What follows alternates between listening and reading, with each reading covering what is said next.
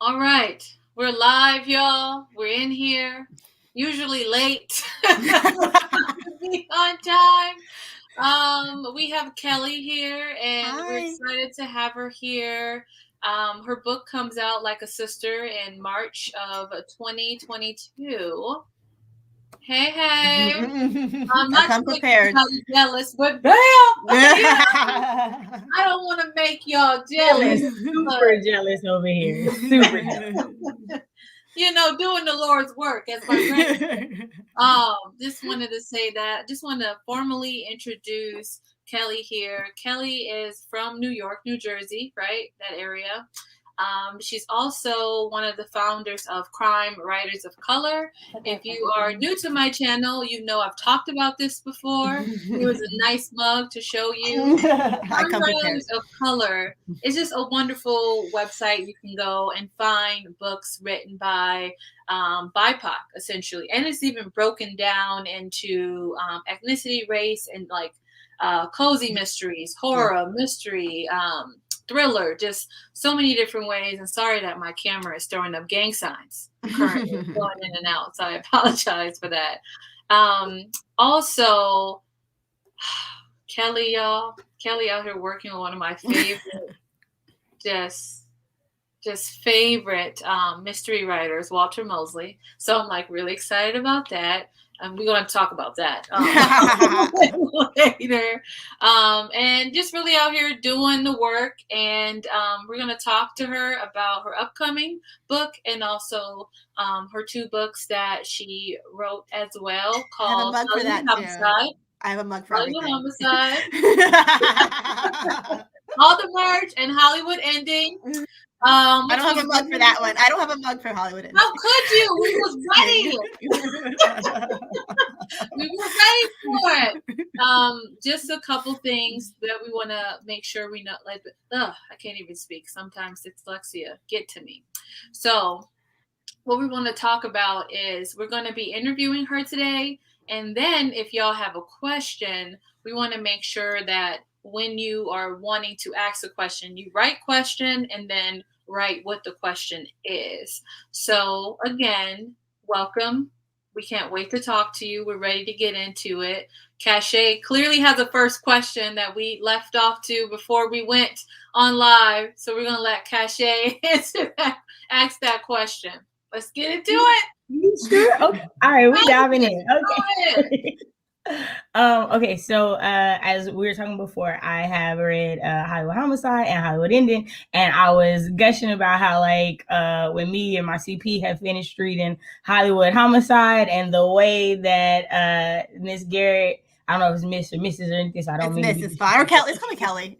Okay, Kellye. Okay, I was like, I don't want to be disrespectful. Okay, and the way Kellye ended it with the Twitter conversation, we're like, okay, this made us like want to go into book 2. And so she was sharing that about book 3, and I, knowing that I had looked it up because I love cozy mysteries, and I'm like looking for more Black cozy mystery writers as it's something that I want to do in the future. I'm trying to learn. You gotta read to learn. And so I knew that there was supposed to be a third book, and I wanted to ask you about that.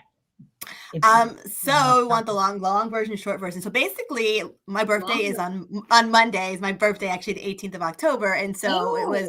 I think literally around this time in 2018, I was working on the third book, and I got a very abrupt email saying that my publisher closed.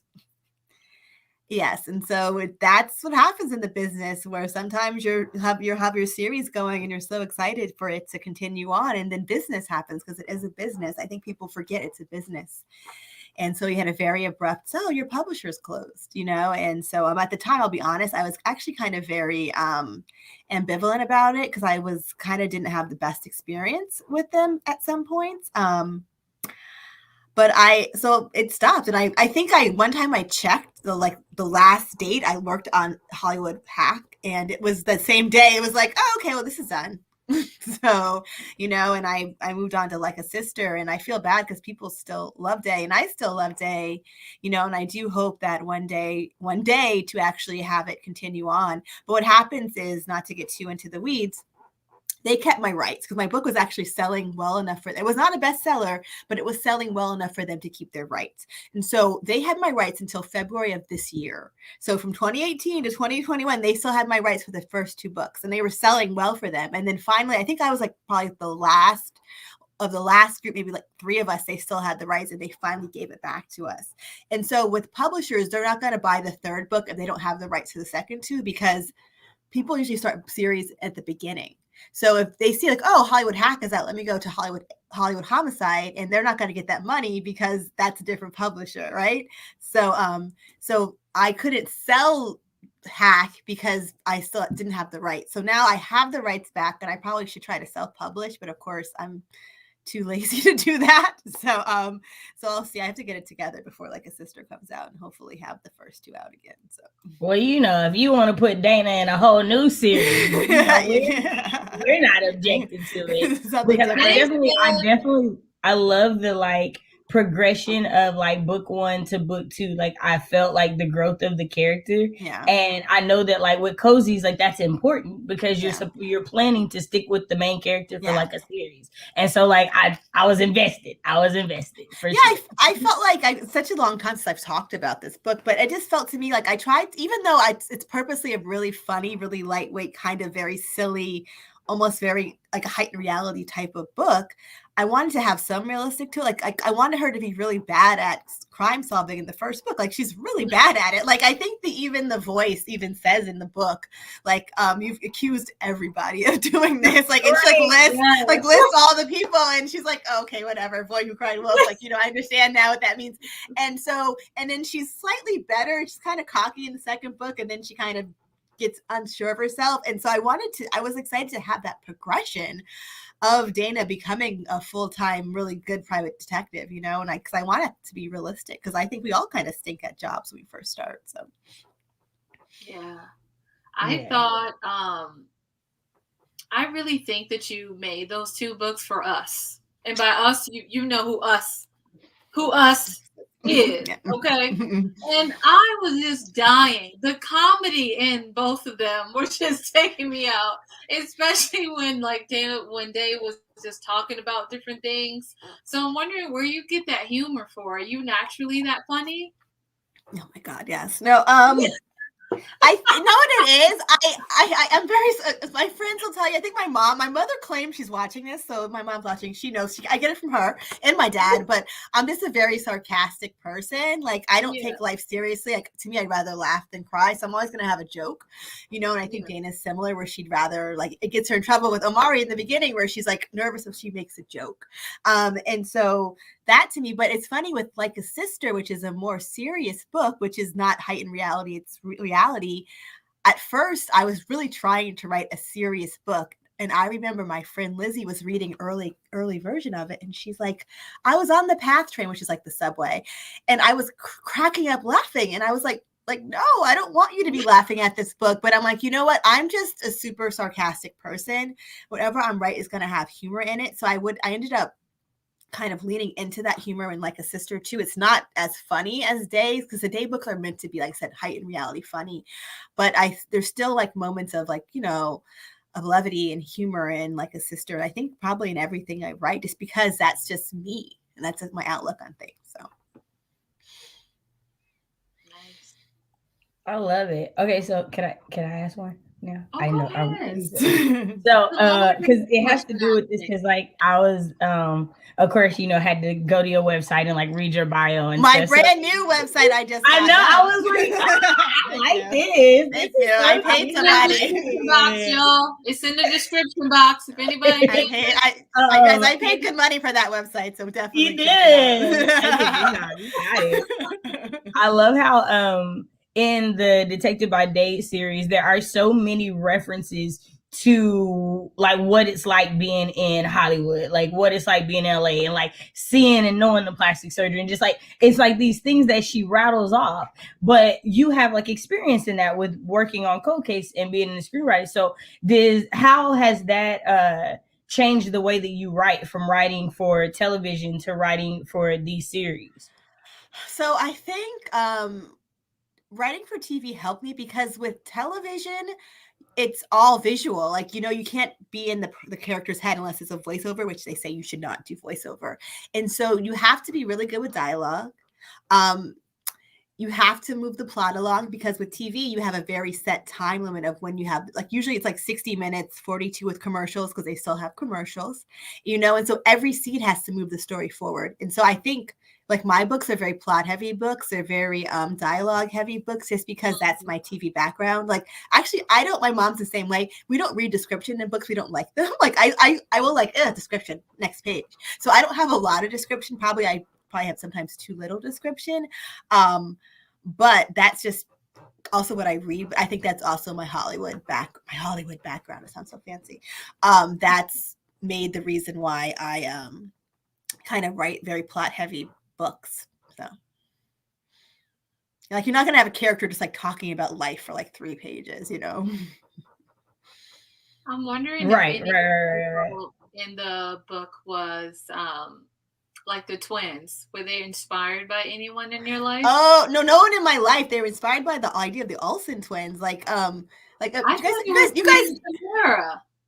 No, I guess it could be, but it's the idea of, I thought of this idea of, imagine if, like, you are a young person, you're a twin, you're acting, and you don't want to act anymore because you hate it, but then your sister keeps going and she becomes the most famous person in the world. And every time you go out, someone's like, oh my God, it's so-and-so, and she looks like crap because you're not glammed up like she is. And so I just love that idea of that character. And I still think that's such a brilliant thing I did, you know? And so, and that's why Emmy, that character, Emmy, she's pretty much, before COVID, she was doing so well right now in COVID. She'd be thriving because she stays in the house anyway. And she's online anyway, because she doesn't want to leave the house because people have attention she doesn't want, you know? And I think I'm trying to remember the book. I think I have a scene in the beginning of Hollywood Homicide where they go out somewhere and you kind of see why she doesn't want to leave the house. So, yeah. Miss W.O. Cedar said, Miss W.O. Cedar, Lord. Miss W.O. Cedar hi, Mina. said they were white. I know they were white, but to me, I still was like, maybe she got this information from Black folks. No, I feel bad. I feel like I should say T and Tamara, but it was the Olsen twins, just because they were, obviously T and Tamara were, you know, famous as kids, but Olsen twins were literally like 1 year old, and they were, you know, and they stopped. Well, obviously didn't stop, but if the idea of after Full House got canceled, I don't know, Mary Kate was like, I don't want to do this anymore. So that was just the idea. Yeah. Oh, I didn't even know that. That was the idea. No, I think they didn't do that, but that was like my thinking. I take somebody, and I'm like, what if that happened with that person? That's how I kind of I do a lot. So makes sense. Cache, do you have a question? I do. Okay. So how long would you say you've been writing? I feel like forever. I wanted to write since I was 5, and like my mother still, I have to find it. She has a notebook. I would start stories and I've never finished them, and I still have that problem today. And so I always knew I wanted to write since I was little. And I was always a big reader because my mom was a big reader, and she would let me like read anything I wanted on her bookshelves, including Jackie Collins when I was like, 11 and 12. And then I found cozy mysteries, and I found people like Walter Mosley and Valerie Wilson Wesley and Barbara Neely. And so I always knew I wanted to write, but I was afraid to write a book. And so I majored in journalism in undergrad, and then I was a journalist for a couple of years. Then I went to film school and I worked in TV, and then I came and I worked in communication. So it took me a very long time to get brave enough to actually to do it. I think I published my first book at like 38. So I mean, Walter Mosley started later in life too. He did do that. Can we just say Black Don't Crack? Can we just say Black Don't Crack? Thank you. Thank you very much. I just want to drop that in real quick. Like, never crack. Thank you. Like, you definitely don't look like you couldn't be 30 now. Like, thank you. I appreciate that. I'll be 43 on Monday, so thank you. We're gonna have to remember to teach you happy birthday on Monday. Yes, please do. It's a day celebration. My mom be like, the whole month is me. So, exactly. I feel bad. My aunt is October 8th. So I'm like, I have to, she had it for herself and then I came along. So we do share it, but it is a month. It's a birth month. Yeah. My favorite cousin was recently upset with me because I said, happy birthday on October 8th. He was like, my birthday's October 5th. I was like, ooh, not 3. I think one day you can get away with, but 3, I don't think you can get away with 3. I couldn't. There was no way around that. I was like, I suck. He was like, you do. I was like, okay. I'm the worst because I will know someone's birthday. I'm like, oh, like your birthday's October 8th. But I won't know when October 8th is. So it'll be like October 9th or 10th. And I'm like, oh, crap, it's the 9th. I missed it. Just because I just don't pay attention to dates like that. Yeah, it'd be like that. I'm smooth to know like what the time is around and send you a text and be like, oh, I got busy. Happy birthday. I hope it was great. That's a good thing. One good thing about Facebook is it does give you like the birthday reminders for people. So, but sometimes people you don't care. You're like, I don't care about that person. Don't care at all. You met them back in '94 that one time. That's a lot of times with Facebook. I'm like, oh, I'm your friend. Who is this person? Oh, it's her birthday. I don't know who you are. Like that's how I'm like, oh, I'm a friend with that person. Okay. Yeah, my cousin is not on Facebook though. Nothing. That's not fair. They should be on it. That's their own fault. He's not on Facebook. He ain't on Twitter. He on TikTok. That's it. But that's it. Is he older or younger? He's my age. He's 31. Okay, because I am always curious to see like the age things. I feel like TikTok's is such a Gen Z. I feel like very Gen Z. I be on it. But my aunt, she might be here. My Aunt Renee's on TikTok, you guys. She's very popular. It's like Renee Cray or something. So yes. I also have an auntie named Renee. She crazy. Oh, nice. Yeah, I'm not saying that about my aunt. She might be listening. She said, no. I know who my aunt is. I've told my aunt, I'm like, you out here. You out here in these streets. I appreciate you. Mm-hmm. Cache, you have a question? Okay, yeah. So with the Detective by Day series being a cozy and then Like a Sister being like, it's a thriller, right? I feel like that's what I mean, it's a mystery. Like whatever, they have these weird things they put on it. How hard was... Right.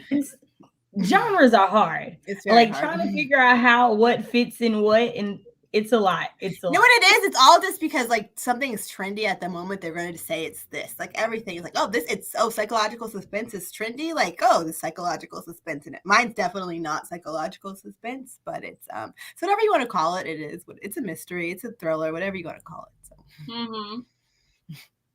I've seen that this one is set to be on Voices, without like being like not trying to put you in like a disrespectful position or anything like that. How much harder was this one to write or difficult or different from the first series? It wasn't harder because they say on Voices, it's like a Black person writing a Black person, and so like it's just a trendy, and I heard now people don't even like it, but it's just a trendy term to say like people are writing their own culture. So it's just a book about a Black woman by Black woman. That's all it is. And so all my books are, because the Day series is about a Black woman, and I think whatever, but the book I'm writing now that's making my life a living hell is about a Black woman, and the next one that'll make my life a living hell will be about a Black woman. So I just write about Black women, and so it's funny because it's considered diverse and inclusive and all this stuff, but it's just me writing about the people who my mom and my sister and my my niece, and like these are just the women I love and who look like me. My really good friends are all Black women, so I just want us to see ourselves. So I love it. And that our interview is done. That was easy. Drop the mic. That was like, you said what you said. I'm Black. I'm a Black woman, so I'm writing Black women for Black women, and that's on period. And I think we talk about this because there are Black women mystery writers. I don't think we get the attention that we deserve, and that we give other people. And I think sometimes with the media and publishing, they'll give more credit to a person who's like a white person who writes a Black woman mystery. than they will a Black woman who writes it, even though it's going to be harder for the Black woman, up until recently, to get published writing about her own culture than it is for a white man who wants to write about a Black woman. Think about like James Patterson, who I'm not going to dog out, but he wrote, his Alex Cross book is about a Black man. Yeah. And so that's the thing. And like, I think because when it's a white person, it's edgy, because they're just edgy and da-da-da. But it's like, we need to tell our own stories, and we have to be able to get the same, platform to tell those stories. Mm-hmm. Is there any Black women who are writers that you want to shout out? Oh, this can be the rest of the interview. There's so many, there's so many of us Black women crime fiction writers. I'm going to forget some, but Rachel Housel Hall is amazing. She has These Toxic Things that just came out. Yes. I'm going to do books that just came out so people don't hate me. They're like, Kellye, you didn't name me. Wanda Morris has All Her Little Secrets, which comes out in November. That's kind of, to me, it's like a legal thriller. Yasmin Ango has Her Name is Night, which comes out in November. It's actually a Amazon First Reads now if you have Prime. If not, you have to just wait till November to get it. And that's a really cool book because it's about an assassin, but it also has really heavy topics like, sex trafficking. So Yaz does such a great job of balancing those two. Who else? Who has books coming out next year? There's like so many of us. Tracy Clark's amazing. Valerie Burns, V.M. Burns is amazing. Alexia Gordon's amazing. Oh my God, Liz Wilkerson. Cheryl Head just announced a really big deal. She has a book coming out with Dutton that went in auction in 2023. Wow. And it's just so amazing. And I think we're all just so shocked because it took over a year for my first book to sell. I sold my Like a Sister in 5 days. And it was a pre-op, which means a person says, we're going to offer you money to not let anyone else buy it. Versus an auction, which is everyone gets to kind of submit what they want to pay for. So we took a pre-op with Mulholland. And so I was just in shock. I was not expecting that to happen, And so I think Wanda might have went to auction. I think Cheryl went to auction. So all of us were just really surprised. And we're just kind of we're not used to this, which is kind of sad because if our white counterparts are, but we're not used to being the hot topic, And unfortunately, it's because of the George Floyd, which it's really sad that shouldn't be why people all of a sudden care about Black people because someone had to die. You don't speak your truth. Say it with your whole if y'all know me, people who know me, Kellye, they'll say Kelly's gonna say I'm the first person who will say something. But I get it from my dad. I get it from my dad and my grandma. So I'm not I'm saying my dad and my grandmas were both civil rights activists. So I'm if they can talk about important stuff like this, I can definitely talk about issues of about books. This is nothing compared to what they were dealing with. So so that's the thing is just kind of seeing that. And so it's really cool that all of a sudden we call it white writer money for these books. But my thing is you have to also promote it white writer promotion, And so I think that's what's going to happen because all these books are going to come out to I think Wanda and Yaz comes out next month, but 2022 for me and just in 2023 for Cheryl. So we have to just make sure that they're also going to promote and market these books as well. So and they are with Wanda. Wanda has her series is serialized. Her book is serialized in Entertainment Weekly. And so there, and I think Rachel had a billboard in Times Square from Amazon. So I will say that they are, it seems like right now I'm hopeful because we are getting the publicity and marketing, which is really exciting. So folks have to buy the books, you guys, you have to buy the books. Obviously if you can't afford it, even if you ask your library, go to your library and say, hey, here's a list of books. Can you order these books? That helps. Tell your friends about them because if people don't buy the books, they're not going to give us another book deal, especially because being people of color, they're like, oh, well, we tried, y'all. They didn't read you, So you have to just you guys have to support them. If you want to see more Black authors, you have to support them. Yeah. I say that all the time. I primarily read library books. Yeah. I love the library. My first job was at the library. I say, look, this is what I need. And thankfully it's a white woman with a lot of guilt and she be feeling like she got to order everything I say. So I just be like, okay, do it. So I just say inspiration come in many forms. Amen. Yeah, exactly. In many forms. So I'd be like, hey, this is what I need. Exactly. You don't have to just buy it. You can, like I said, talk about it with your friends and do just whatever. Just support the authors. So. And sharing is free 99.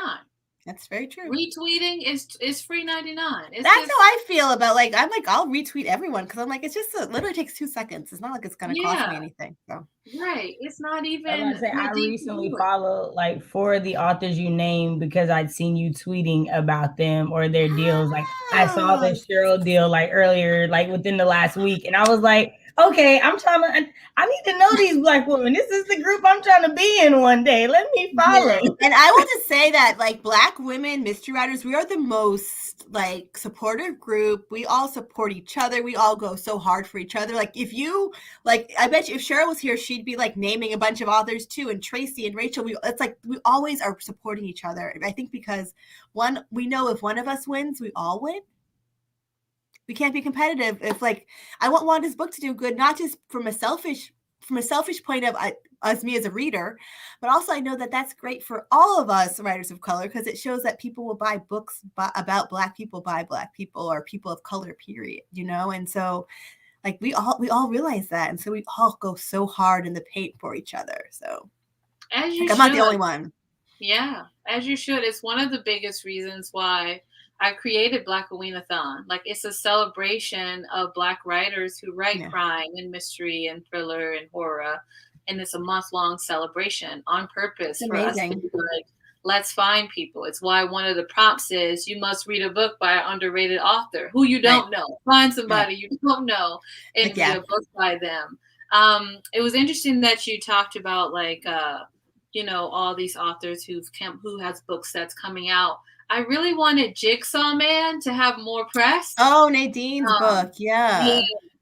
I wanted that book to have more press. I plan on reading that book this month. And then I just got into, oh my God, I hope I don't say her name wrong.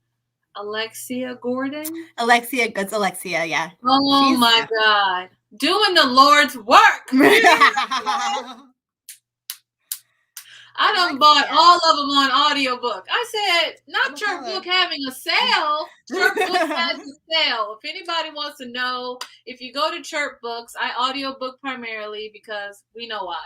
But I audiobook primarily, and on chirpbooks.com, Alexia Gordon books, what is it? The Jamantha? I can't pronounce it right. Jessamine Brown. And it's about a Black woman who is a classical musician who literally moves to Ireland and ends up living in the house of, like, her favorite, like, classical musician who ends up being a ghost. And the two of them kind of solve crimes together. So it's a very unique, like, you're not going to see that book anywhere else, you know? And no, it's also very unique. I'm reading the D one now. Yeah. So I'm just saying, y'all should get into it. They were $2.99 and $3.99 on audiobook. I'm just saying, if you got the coin for the $16.99, they got a sale going on chirp.com. And she came out. Alexia came out the year before me, and when she came out, there weren't any Black cozies, you know, and so she kind of helped kick the door in. And then I think after that, the year after, me and Valerie and Patricia Sargent, who writes as Olivia Matthews, we came out with traditional publishers. There's always been people who self-published, you know, and so it's funny. Like, I think all of us, we were kind of like looking at seeing like people like Abby, you know, Colette now, and just seeing like all the attention that they're getting, and we're like, that's so cool because we definitely did not get that. That was not us.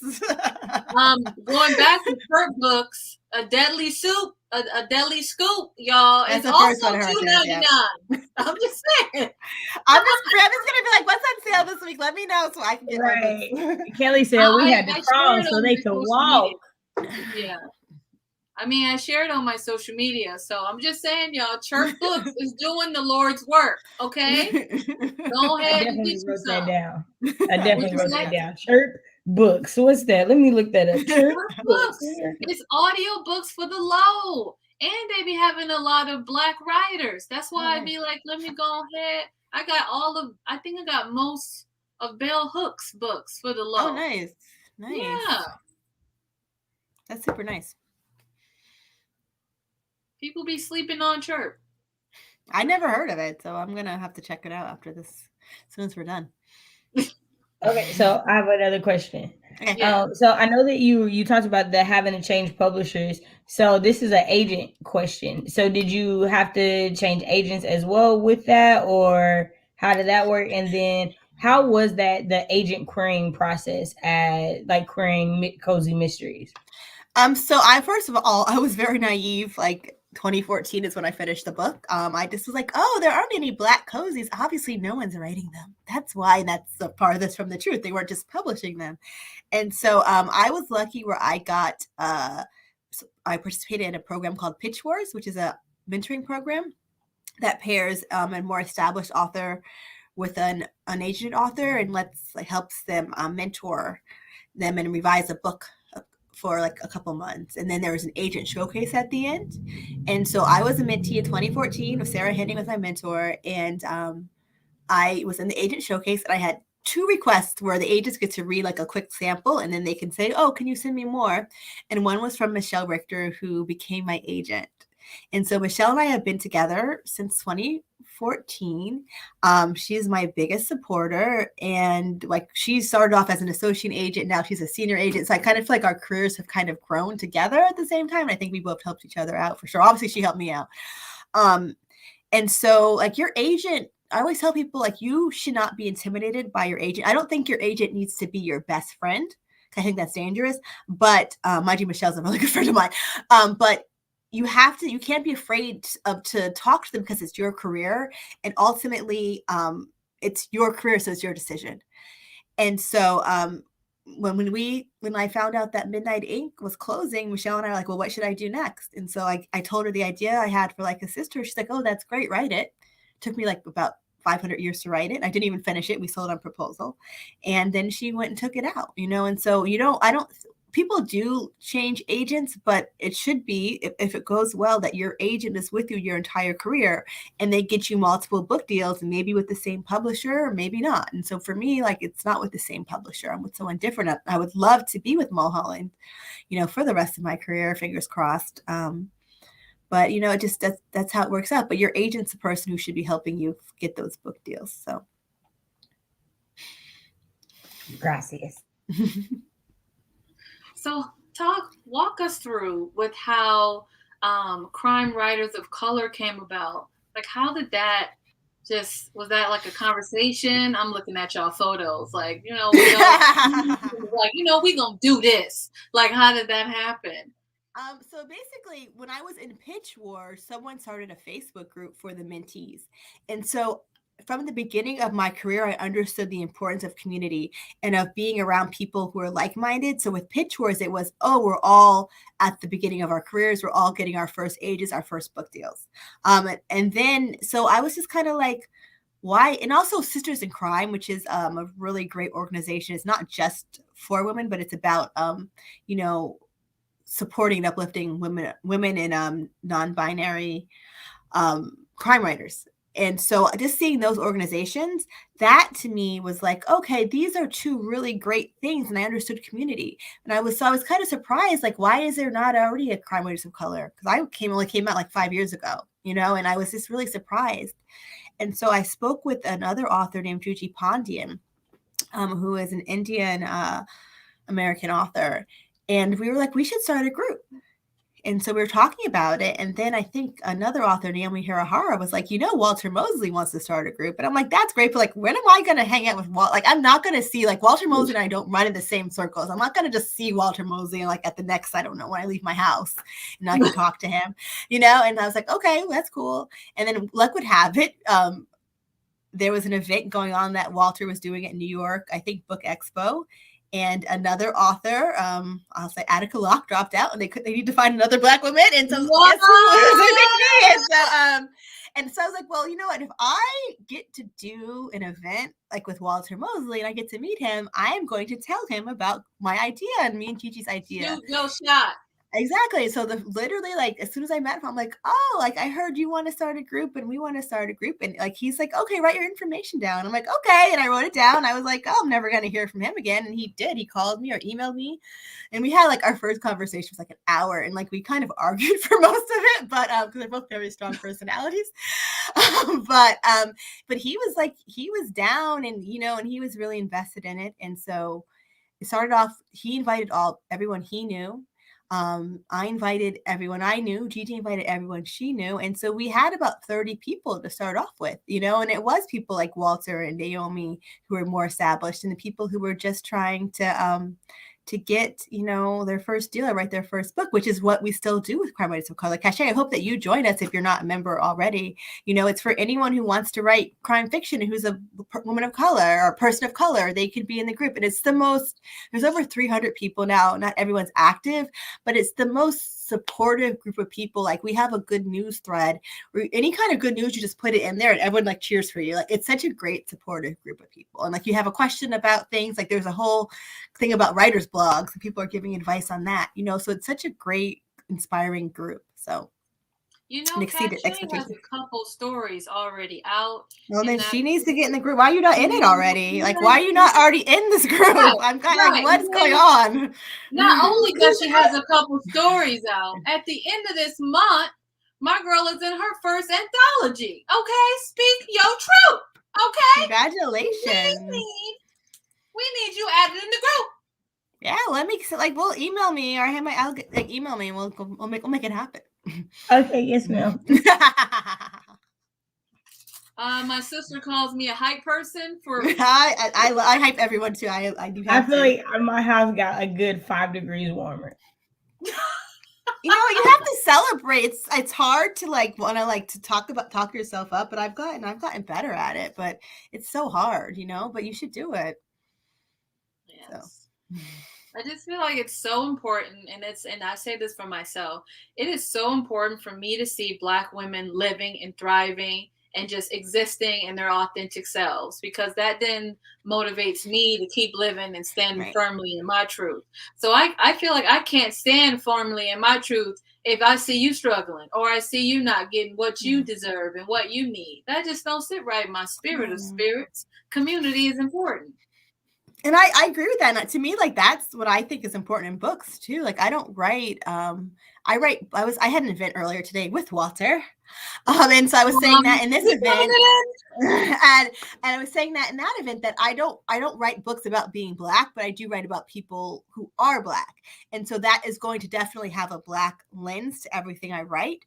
But I kind of feel like, obviously books about race are super important, but we also need our beach reads, and we need to have books that are funny, and we need to have books that are serious. We need to be able to have that whole wide variety of books, just like our white counterparts do. And I feel like sometimes with certain groups, they feel like if it's not about how hard it is to be Black, what's the point of having a Black character? And I've heard people say that, where about if the book is not about being gay, why is the character gay? The only reason you should be in a book is if it's about your your trauma or how hard it is. Otherwise, you just don't exist, which is so offensive.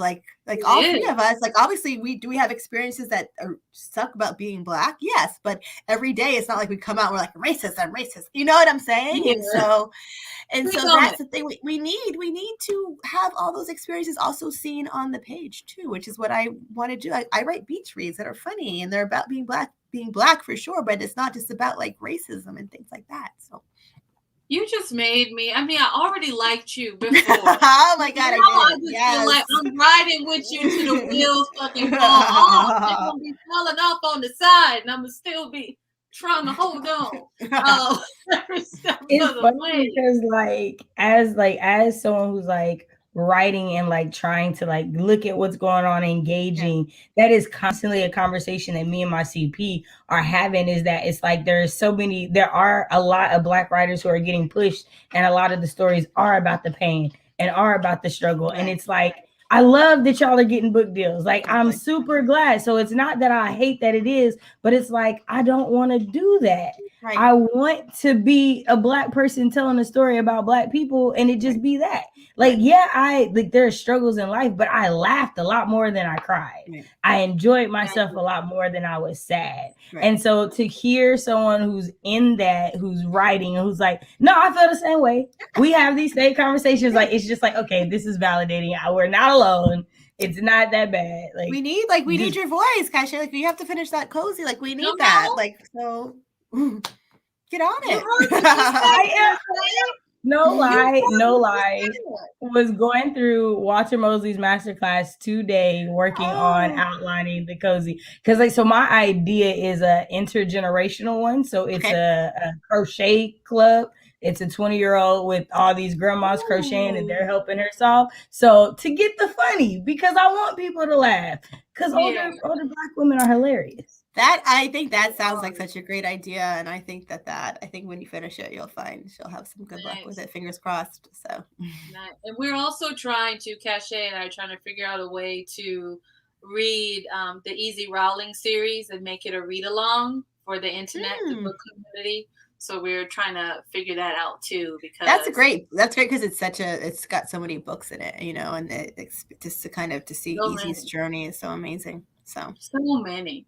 So I want to say also, we've talked about a lot of great authors. I also want to give a shout out to another Black woman who is an author in the live right here, O'Shaleigh.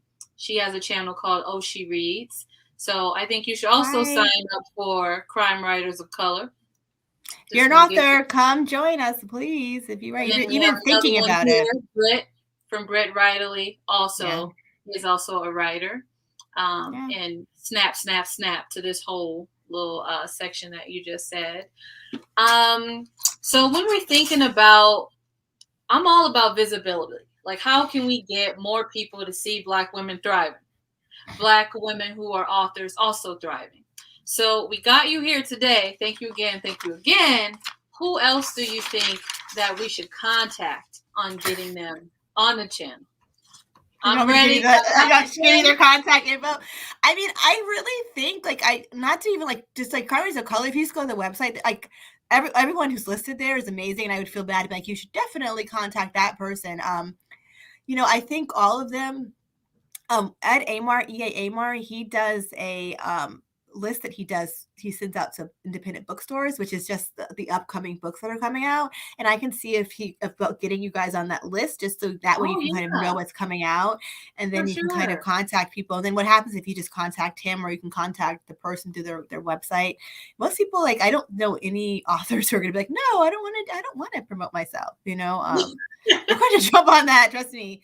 Because everyone is just so amazing, and there are I'm at the point now. It's kind of amazing that there are so many that I can't I can't even name them because I'm going to forget somebody. Because whereas 5 years ago I'd be like, oh, Lexia and Valerie and Olivia, but now I have to be and Mia Mon and Sala, and as Vina mentioned, Gigi Pondian has a book coming out in March too. So there's so many writers of color coming out now, which is so amazing. Which it was not the case even 5 years ago when I started in this biz. So it is. I feel like it keeps growing.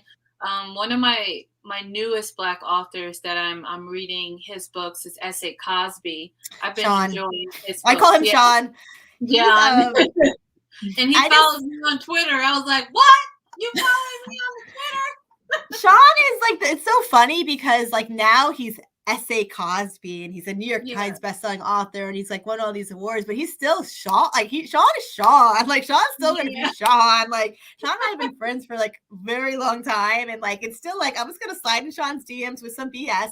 We call each other that's my petty brother. I'm his petty sister because we're both petty as hell, and we just have fun together. So it's just so I'm loving his success because he's so talented, and it's so well deserved. And he's a case of I think people think that Blacktop Wasteland was his first book. It was not. He had another book, My Darkest Tears, that came out a couple years ago, and he's been doing short stories for years, and so I think that's also why he's handling the success so well, because he stuck for such a long time. It's it took him 10 years to be an overnight New York Times bestseller success, but Sean's really great. He writes just really great character-driven books about, people who I think in a lesser author's hand, it would be such a stereotypical thing, a car thief, or these two, homophobic guys who used to be in jail, but he makes them just so real, and so you're rooting for them. And so personable. I feel that Razorblade Tears I just finished a couple weeks ago. I personally feel that a lot of times we hear from pretty much cis het people being like, oh, I can't write anything that doesn't relate to me. Oh, or I can't do this because it doesn't relate to me. And I feel like the fact that, Sean, as we gonna call him, okay, that's what I call him. Call him Sean. I'll be like Nora. It's like, so I just feel like the fact that he wrote that book, I thought it was beautifully written. I just really, really loved that book more than I love Razorblade. Blacktop. Yeah, I really like that book. Not to like brag, but so also there's PJ Vernon, who has Bathhouse, which is I think probably like one of the first queer psychological suspense novels by like a major publisher, and it came out earlier this year. It's called Bathhouse. Bathhouse, Haus. It's PJ Vernon, and so maybe like 3 or 4 years ago, Sean, PJ, who I call Philip, Alexia Gordon and I, and actually Sean's wife, we all went to dinner together.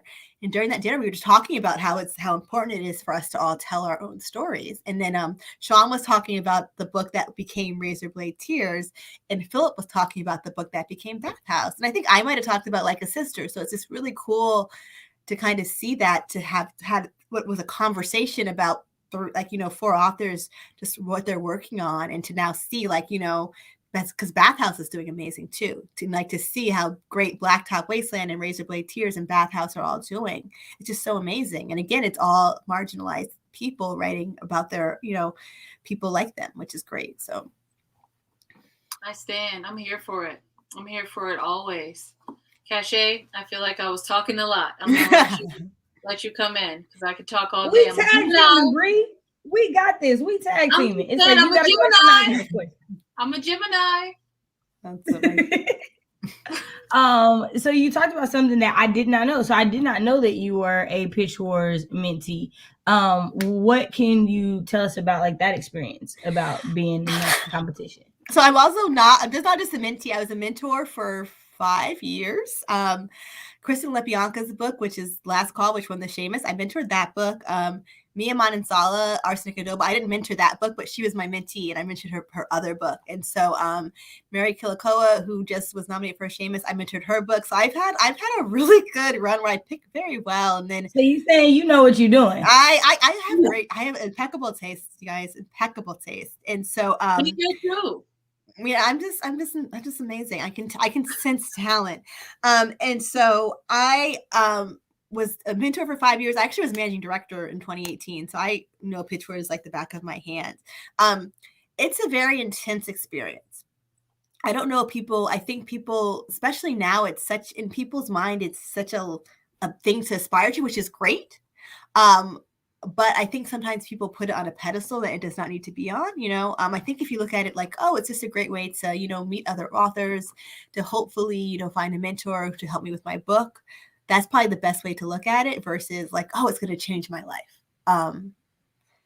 And so it's intense, you take, I think it's 3 months now. And you have to, a lot of people are rewriting their books almost from scratch.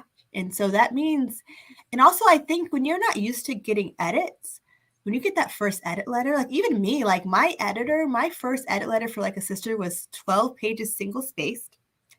And the second one was 14 pages single spaced. So I'm like, how did I add 2 pages to it? I just want to say, because my CP is in the chat, and I just want to say that apparently I'm not the only person that sends out emails, is all I'm saying. Yes, all the greats do it. And so to kind of, have that experience. And so I think people think it's going to sometimes be like, oh, just all roses and going to the field hand in hand with your mentor. It's a very intense emotional experience. And, it's also, tricky with Agent Showcase. As much as we say, like, don't put a lot into it, it's hard not to be excited about it, which is like, all these agents stop by and look at what you have.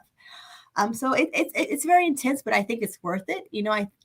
It's great because you learn so much, you meet so many people. So I would definitely suggest people apply. You can't, it's over now. You can't apply till next year, but definitely something to look into. It's pitchwars.org. And Twitter is just Pitch War. So follow that, go to the website, check us out. Nice. I want to go back to you talking about the importance of follow through and the importance of supporting Black authors. So your book that's coming out next year. Like a sister. Like a sister. Original title, you guys. That was the original title. I was gonna put that out there.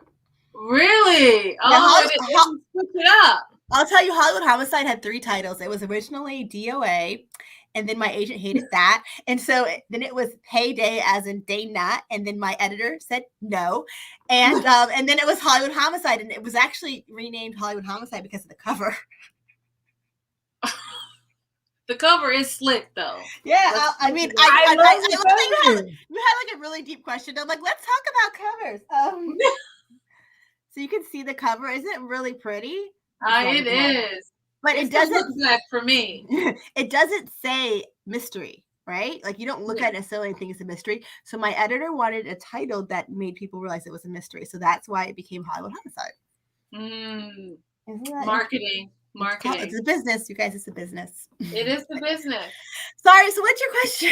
Oh no, I'm here for it. I'm very tangential myself. So for your book that's coming out next year, how would you like us to support you? I mean, if you can't afford it, definitely pre-order. That I think that helps the most. Is there a link? I think you can find it on like Mulholland has a page. Okay. I think on my website I didn't do my website. I'm sure I have a pre-order link on my website too. I have to, right? So if you go to kellyegarrett.com, KELLYEGA. I'm sending the link in the chat for y'all folks. I think there's some pre-order links there. So definitely pre-order it. If you are on NetGalley or Edelweiss, it's actually, I realize it's Edelweiss. I was saying Edelweiss and I did the Edelweiss event today, and I realized I was saying it wrong. If you can, and if you want to request it and to do an early review of it, we would appreciate that because that gets the buzz going. And just like I said, ask your library about it. Talk to your friends about it. I mean, if you don't like the book, I don't want you to talk about it. But if you happen to like the book or interest you, then definitely talk that up to everyone you know who writes books. If you have a book club, suggest it to your book club. And this is not just for Like a Sister, although we're talking about it, and I'd love for you to do it for Like a Sister, but that's just for any book that you or author that you like or are interested in. So I think things like this, like you guys doing this, like this is amazing. And, BookTube and Bookstagram, which I'm too old to understand really, like it's so amazing. And I don't understand it, but it's amazing. I'm like, oh, such pretty pictures. Like how do people get like so high? I don't understand. Like, how do you get so high and looked at? I don't know. But like, it's just amazing to see that. And so just supporting on channels like this is helpful. So share this wonderful conversation with your family. But I'm here for this. He already tweeted it out 3 times. I'm here for this book club idea, and I feel like we got time until the book comes out, and why not make this a book club idea? Yeah, and a lot of authors, like I would do it, like they'll Zoom in or, not especially now with Zoom and whatever, Skype and all that stuff. We could Zoom in, and if you want to talk to me and say, I've only done one book club, is my aunt's book club, and like they're all people who've known me since I was like 5 years old, and so it's just like, oh, there's Aunt Shelley and there's like Cindy and like and just like, and they're very honest about it too. So I'm just like, okay, like sure, like, and I can't be like you can't be mean to me, but you can because you're like my auntie's friend, so of course you can be mean to me. But they're very nice about the book. Nice. I do have a couple questions because why not? One of them is for the people who are watching. We got 27 and sometimes it goes to 30 people in the chat. If you're interested in a book club with Like a Sister that I already have, but also going to pre-order, please put that in the chat so I can go back and look at it and we can pre-order the book together. Oh, thank you guys. Start our book club in March. It's already been set. I'll be there. I'll come and talk. We're trying to be the crime readers of color. Oh my God, do not give me that idea. I love that idea. Like I love that idea. We just low key, we cross. That's a crock right there. That's actually a really good idea. Like to have to have a group and then have like the authors come in. Like they would love that. Oh my God. Like we just made a connection. We're doing it. It's done. It's written in stone already. It's happening. Crime readers of color. We need to chat after this. How are we going to do this? Is it a monthly situation? Is it a month? I need to know. Oh, it's going down. I hope you're ready. I hope you're ready because it's going down. Basement. No, I'm just kidding. But you know. So we are doing it. Look, people in the chat is ready. Exactly. As a group, we're ready. We do have a question from you from Britt, a fellow writer who I was telling you about earlier. Britt said, how rare / common is it for a project to keep its original title? I think it just depends. I think Louise Penny, who's like this a big boss in crime fiction, says that all her titles always change, you know? So it depends. I think Hollywood Homicide was not my title. Hollywood Ending was my title. When I came up with it, I did not think it would be the last book. And, you know, I'm like, oh, it's just cute because it's like an ending. Someone's dying. Like a Sister is my title. And so it just depends. But I think it happens more often than people think. I think the things people don't realize. One, a lot of books, especially from established authors, sell on proposal more than people think. So I sold on proposal. Two, a lot of book deals don't get announced right away. Like I sold my book in July of 2020. We didn't announce till like March of 2021. Or actually it was 10 months. And so people don't realize that. And I think a lot of times like things like titles and things like that change a lot too. Oh, and the other thing is that sometimes Barnes & Noble will tell you to change your cover. Dang. Really? Yeah, and I mean, obviously they know they're experts at that, so they know what kind of cover sells, and it's really cool that they're like invested enough to be like, oh, this cover is not gonna work. Like you should make some changes to it. But yeah, I've had a couple people I know who've had their covers changed because of requests of Barnes & Noble. Is there going to be an Audible option of your book? Just asking for me. There is going to be one. I was told I wanted to have the conversation. I was told it was too early. So I think they're going to start having the conversation about narrators next month, November. I've already gave a list. I do have my agent do the bad stuff, so I gave a list of my demands of possible audiobook narrators and I had her send it off. Robin Miles better been on there. That's all I'm saying. Oh, no, I have to look that person up. I know that Bonnie Turpin did Bonnie. like books, and she's just like the OG. I feel like of just narrators, period, especially Black women. So that was amazing. So. Doing the work. Huh? If I'm putting in a vote, I'm voting on Elizabeth Pratt. She's my favorite narrator. Who is? I feel like I should write this down.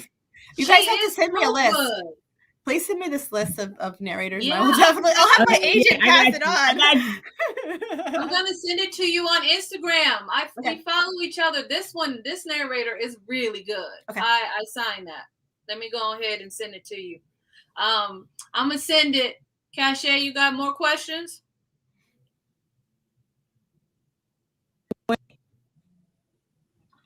This went into my. Oh, I can't hear her. Is that me or is that her?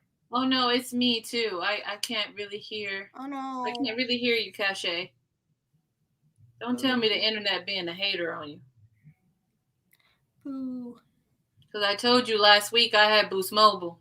I didn't have Boost Mobile, but my internet was giving me Boost Mobile vibes, and I was like, "Ooh, we gonna have to head out here. We gonna have to get out of here."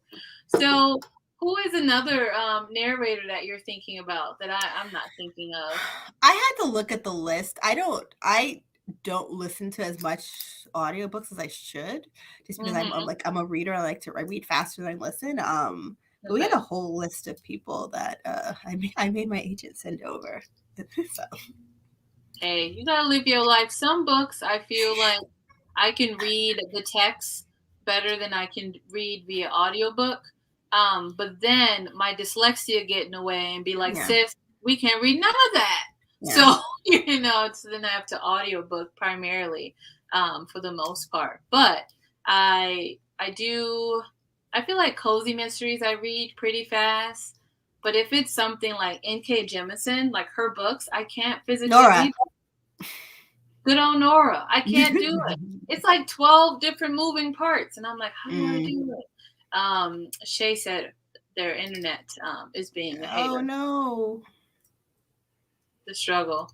I started, like, when I started listening to audiobooks, it was during the pandemic, and I was stuck in my house. I was like, let me go for walks and listen to some audiobooks. And I drove to Connecticut to do a writer's retreat with a friend, and I listened to Rachel's These Toxic Things on the trip up, which was nice. So she's back. Yeah. I haven't I'm still waiting on the library for These Toxic Things. The library. That book is doing so. It's like, I think, like, Rachel's, this is like, she's an OG when it comes to crime fiction, and that book is blowing up for her. It's well deserved, I think. And Now She's Gone also did really amazing. She kind of transitioned from doing that Lou Martin series about the Black woman police officer to standalones, and she's just doing so well with them. I'm so proud of her. And she's also she's the nicest person. When I first signed my deal and no one knew who I was, no one cared who I was, she followed me on Twitter, she slid in my DMs, and she was like, oh, it's like seeing a unicorn. And so we all jokingly call each other unicorns now because of that. Like, the idea of, like, how rare it is to see a Black woman crime writer. So speak on it. Cache, where your internet at now? Can y'all hear me? Yes. Yay. See, God comes through. He came through because I was over here cursing out these tornadoes. Like, come on now, what y'all doing? Oh no. But my question actually was along the lines of the audiobook, and just like, how much input do you get as an author in that part of it? So when I sold the day books, it was actually a couple years after the books had been out and been established. And so one of the things I said when we had about 2 different audio publishers interested, I said, I want to make sure that I can have a say in the audiobook narrator because I want to make sure it's a Black woman. And they were like, oh, no problem. And it was actually really cool where, like, they're like, who do you want? And they gave me some names. And then I was like, what about Bonnie Turpin?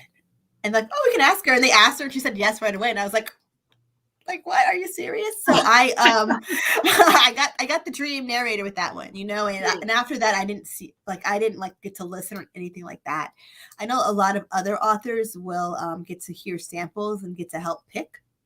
I think part of it is who owns the rights to the book, though. Like, I own the rights to Hollywood Homicide and Hollywood Ending, so I was able to kind of have a more of a say, because I was like, okay, if I sell to you, this is what I want. Whereas I think with Mulholland, they own the right. So I think ultimately, I hope that they are willing to listen to me. But if not, I can't really do anything, because it's not like I don't own the rights to it. They have the rights. I trust, though, that they're going to have a Black narrator, which to me is the most important thing. So. Okay. We have another question in. Have you always written in the mystery genre? Yes, it's so funny. So with Hollywood Homicide, there's like this whole subplot, like a romance subplot, that I just did solely for plot reasons, for the main plot. And so I'm always surprised that people like the romance, because I'm not a romance writer at all. And I'm like, oh, you guys, people really like that storyline with her and Amari. So I've always written mysteries. And I think the cool thing about mysteries is you can have a romance subplot, or with a sister, there's a family dynamic and a family subplot that's about her trying to have issues with her dad and the unresolved issue with her sister, her strange sister. Because I don't think we talked about a sister, but I'll tell you, a sister, I got the idea after seeing a headline from the New York Daily News, and it was pregnant reality star found dead in Bronx in lingerie with cocaine, or something like that. And it was such a disrespectful headline. And I thought, you would never do that for a Kardashian. Never. And so even though the book's nowhere, not about this real life person, I was just inspired by that idea.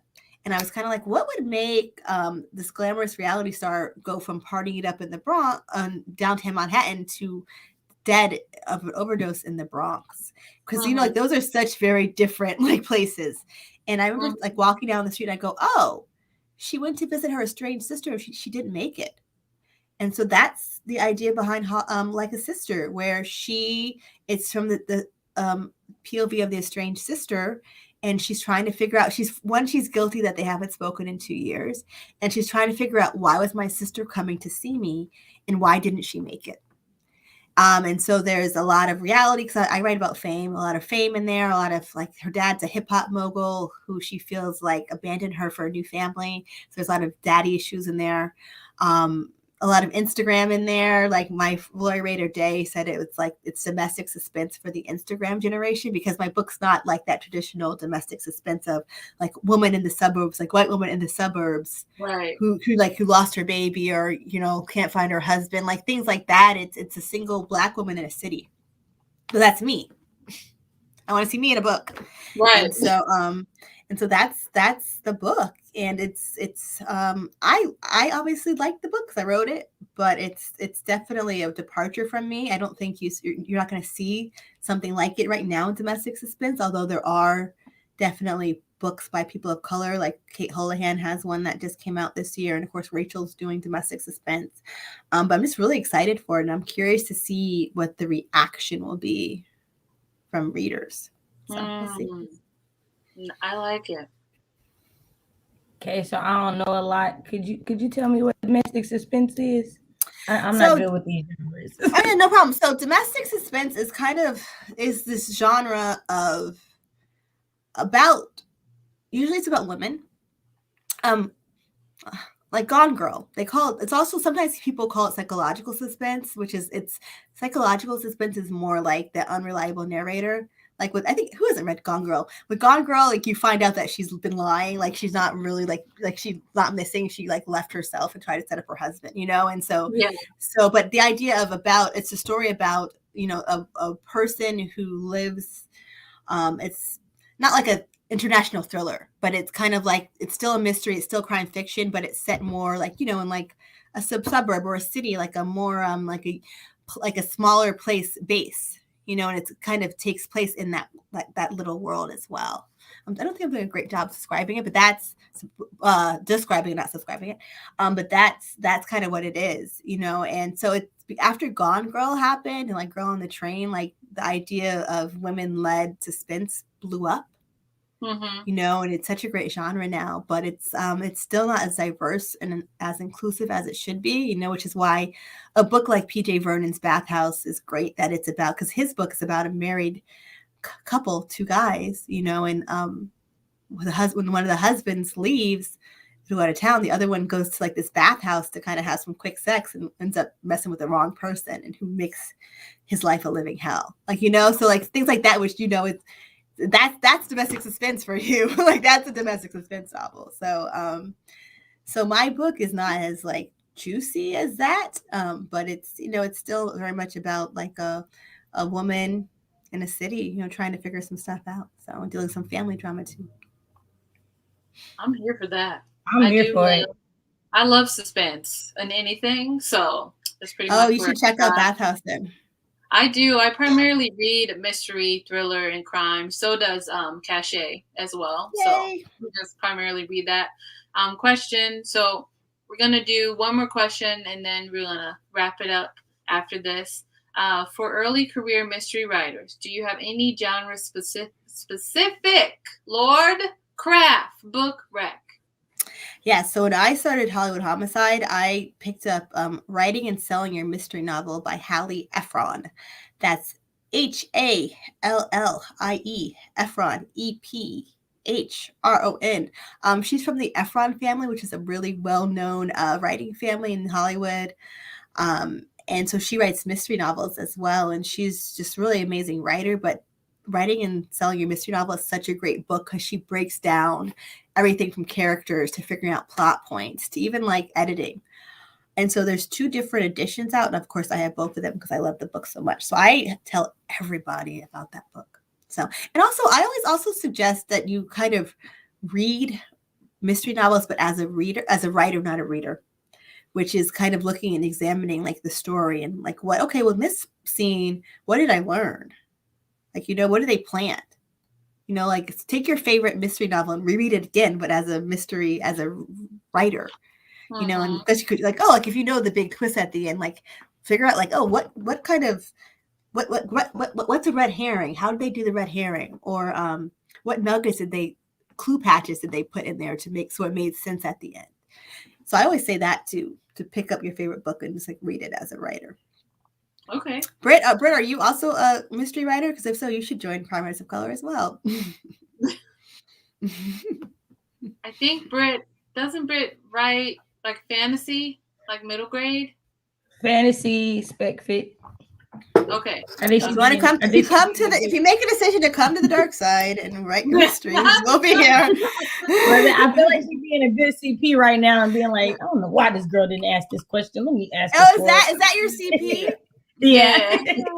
Yeah. So our last question is, or the last question that I don't know, I'm tangential. How long does a publisher own the rights for a book? It depends. I think a lot of times it's about oh, look at the dog. It's usually based on sales and things like that. And so like a lot of times if a publisher goes out of business, they might give you your rights back. So it just depends. And that's why it's so good to have an agent, because they take care of things like that. Like I anything like that, I don't know the details, but it depends. So sorry I couldn't answer that better. I will say I was creeping on your website, and my new website. I was, and I just feel like loving it, love the setup. Also, I'm gonna have to get hardcover. I know it's more expensive, but I love hardcover. It's who I am, and it's just what it's gonna have to be. Paperback is okay, but hardcover really be doing the Lord's work. This is my first hardcover book. I'm so excited. Like the day books were paperback or trade paperback. So I'm super excited about having a hardcover book, but you're right, they're just so expensive, but I'm really excited about it. I'm not going to buy it, but it's exciting. So they're so good. I also want to say, I just went on Thrift Books, y'all, and I found Writing and Selling Your Mystery novel by Haley Ephron, or Hallie Ephron, for $4.79.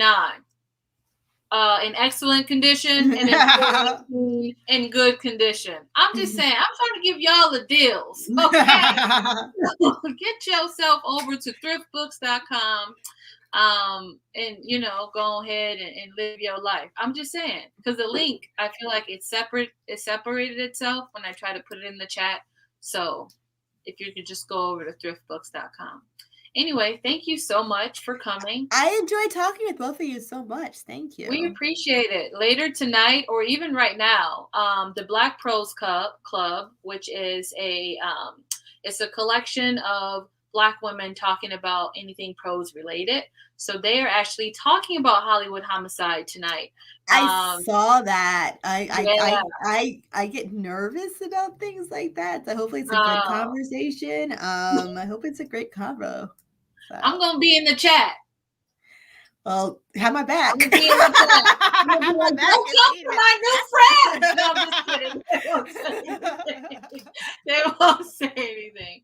But I'm going to keep you posted on this book club that's happening. And then I really feel like, don't let me down. Crime Readers of Color. I'm so excited that's about what this idea. doing. We're not. It's happening. I'm ready. Crime. Oh, my God. That's going to be so dope. I can just see it now. I just see it being so dope. But anyway. I'm telling you, people are going to definitely want to come and chat with you guys. So any author. Crime Readers of Color. I'm not can't say everyone, but like 99.9% of them, I think would do it. Oh so. No, we postponed it till next week. Oh no, I feel bad that you postponed it for me. Hope it's a good conversation next week. We like to support around these parts. We like to support. Also thank you for choosing that book. It came out in 2017, and so just the fact that people are still like caring about it just means a lot to me. So thank you. I also want to give a shout out to Vina. Vina's the best. She and I have we've been friends for since before my book came out, and we have the same forum, like the same gossip forum that we're not going to name, but we have the same gossip forums. Because how I got in touch with this book is Vina told Deidre from Shade Tree Reads, that's her handle on YouTube, and then Deidre told me, and I was like, oh. So then I started listening, and then I was like, I'm obsessed. And then I listened to the second book, and then I slid in your DM. You did. I appreciated it. Also, thank you to Vita for just always being a good friend. So thank you. Just really doing the work. Underrated, really. Just sharing Vita all is the good work. for a good recommendation. She is good to send you like, you don't like that? Let me send you something you all don't like. I love it. I love it. I love it. She keep trying to send me cozy Christmas mysteries. I'm a Grinch. I know that. She don't like that I'm a Grinch. And she's like, no, I'm going to make you read these Christmas ones and you're going to love it. And I'm like, but it's garbage. Oh, I'm sure it's not. I can't do it. I hate Christmas, so I don't want to do it. No. But I might do it for her. Maybe it's good. Who knows? You might enjoy it. So I might.